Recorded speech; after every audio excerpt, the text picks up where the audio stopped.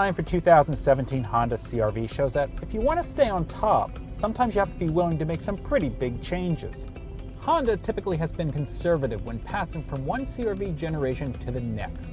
But that's not enough anymore to battle red-hot small SUV competitors. The CR-V fights the Toyota RAV4 and the Ford Escape atop the sales charts.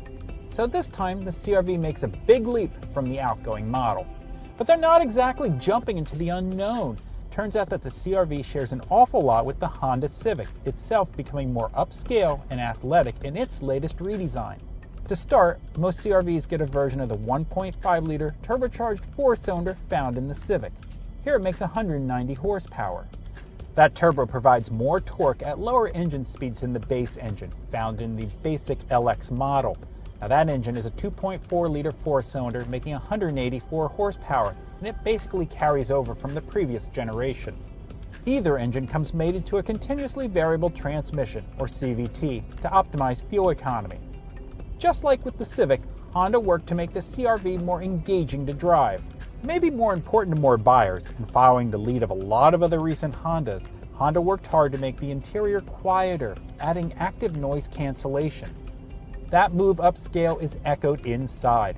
For the first time, you can actually call a CR-V interior swanky, at least in this top trim touring. Chunks of wood trim and fancy stitched seats add eye candy to what otherwise is a super practical cabin. Access is about as easy as it gets, with a nearly flat sill and tall doors that open wide. Rear seat room is enormous, particularly for this class.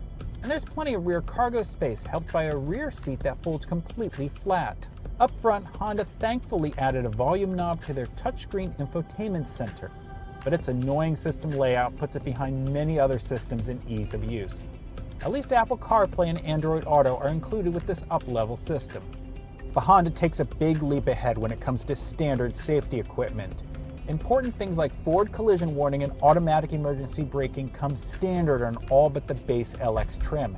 That means about 75% of the CR-Vs Honda sell will come with this important safety equipment. That said, we wish it was standard on all of them, just like it is on a Toyota RAV4.